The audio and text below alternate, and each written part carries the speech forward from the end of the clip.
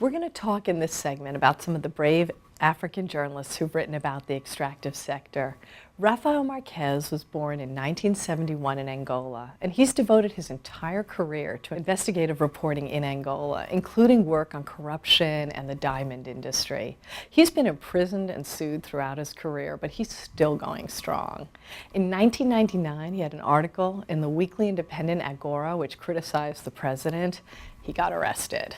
In 2008, Marquez founded Maca Angola. It's an investigative website that's dedicated to the struggle for democracy and against corruption in Angola. He publishes articles, cartoons, he does radio programming and videos. Marquez receives and publishes tips, complaints, and investigations from Angolan citizens. He's also published articles about torture of workers in the Angolan diamond mines, and he's written articles about how the president and his family have enriched themselves from mining profits. In 2010, coordinated cyber attacks from around the world shut down Maca Angola's website for 6 months, which cost him reporting time and funding. In 2011, Rafael Marquez published a book called Blood Diamonds, Corruption and Torture in Angola. The book accused the security companies, the mining companies, and the government of terrorizing and killing villagers they thought were interfering in the diamond mining operations in the north. In 2015, Marquez was forced to stand trial on charges of criminal defamation stemming from the book. He was given a 6-month sentence, but it was suspended for 2 years. Marquez is still reporting in Angola, and he's still going strong, but we like to believe that his struggles have not been in vain. In 1999, Angola reformed its press law, and we think it's because of the efforts of Marquez and also international human rights and free expression groups like the Committee to Protect Journalists and the Open Society Foundation. This shows again, as we've seen so often in global muckraking, that journalists can really benefit from the support of international organizations. And also, thanks to Rafael Marquez, he's getting the word out across the world. Many people would not really know what's happening in Angola if it hadn't been for Marquez and his reporting on the reality of life there and the ugly side of the country's extractive wealth. Carlos Cardozo is another example of a brave African muckraker. He was born in 1951 in Beira, in the center of Mozambique. He began his journalism career as a student at Witwatersrand University in South Africa in the 1970s. He was a critic of the apartheid government, and he wrote against apartheid, and so he was deported to Portugal in 1975 on the eve of Mozambique's independence. After the Mozambique Liberation Front, the Marxist-Leninist Party, took power in Mozambique, they invited Cardozo back.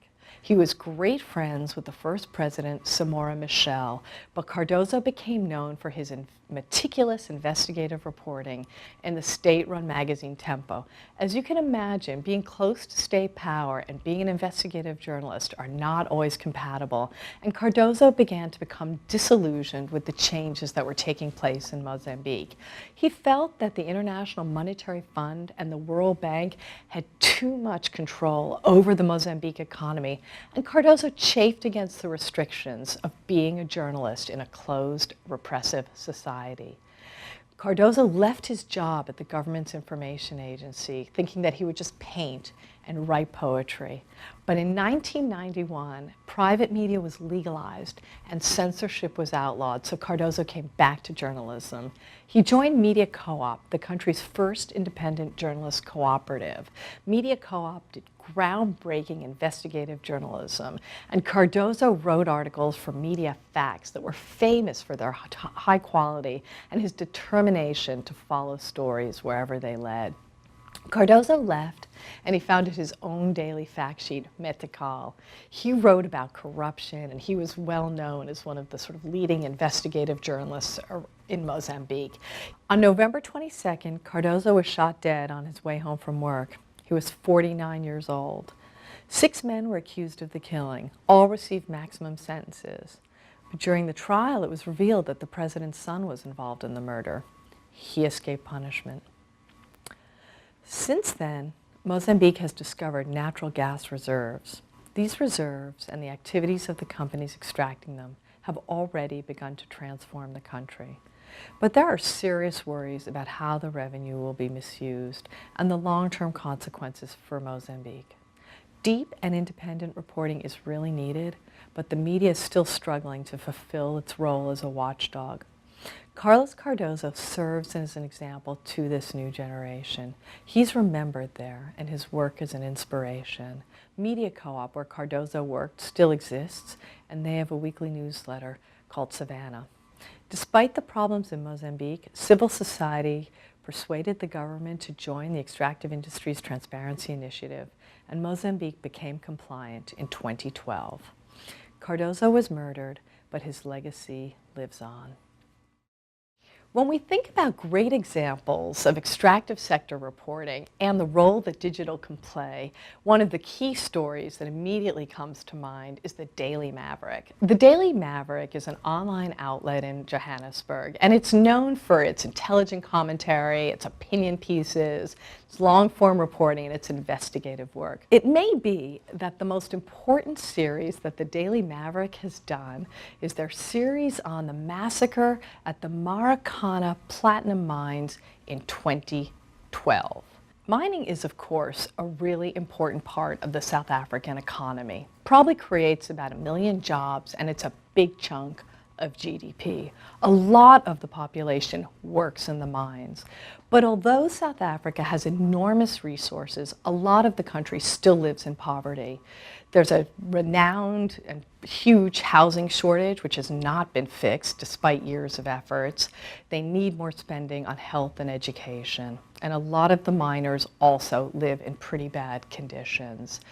And this is difficult for South Africa because the country has a long legacy of strong mining unions. And after apartheid ended and Nelson Mandela and other leaders came to power, one of the first things they tried to do was work with the unions to help the labor conditions for the miners.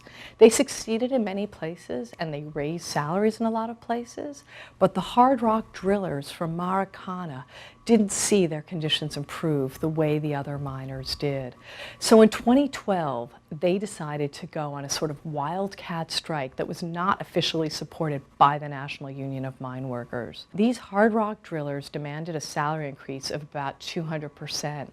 They went on strike, and instead of getting a salary increase, they were shot by the police. 34 miners who were protesting were gunned down by the police. It was the most violent incident in South Africa since the end of apartheid. It was absolutely shocking. The story that was put out, which was promoted by the police and state entities, were that the miners had provoked the police and the police were shooting in self-defense. But there were a lot of people in the country who actually didn't really believe that. And they went to Muckraking to start doing research. Greg Marinovich from the Daily Maverick was one of the people who went, and he went for 2 weeks to do research. There were some bloggers and there were some academics. They went around, they talked to everybody, and they concluded that the miners had actually been ambushed by the police, and of course many of them were shot in the back. Their stories were explosive. The controversy that erupted was enormous. Wildcat strikes broke out across the country, and in the end, the commission that was appointed by President Jacob Zuma sat for 300 days. A video that was leaked in 2013 showed that the journalist Greg Marinovich's conclusions were accurate. In conclusion, 30 years ago, it was just assumed that having natural resources would be a wonderful blessing that would just help countries get rich. Then the tide began to turn, and people understood that actually extraction can cause a range of problems. It's complicated. Low economic growth, high inequality, weak government institutions, conflict, a lot of bad things can happen. In many countries, NGOs and the press have raised awareness of these problems, and they're now very familiar. So some countries have tried to fix them. Some have enacted some legal frameworks to help combat the resource curse. But even so, compliance remains a problem. Energy and mining companies have systematically fought regulation. We know from experience journalists cannot solve these problems on their own. But powerful journalism can bolster the cause of citizens who are working on transparency or human rights or other ways of fighting the resource curse.